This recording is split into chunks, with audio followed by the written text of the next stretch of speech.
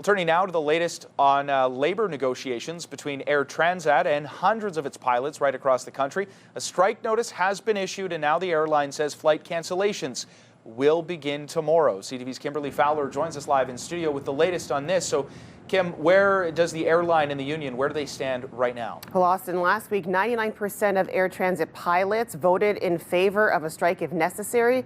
And this morning, it looks like that's where things may be going as the union issued a 72-hour strike notice heading into a busy holiday season.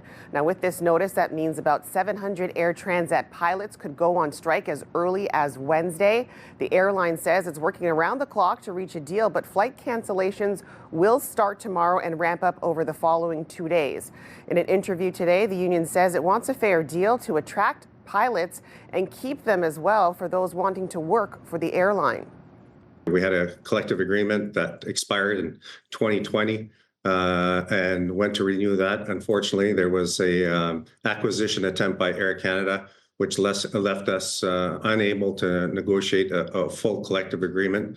So there was a short, brief negotiation there. Soon after, we were faced with COVID, and since then, we've lost 180 pilots due to our poor working conditions and job security that they're seeking in other companies. Now, Air Transat says it wants to get back to the table with the union quickly to avoid delays for travelers over the holiday season. It also says this strike is premature, saying its proposed offer is very generous.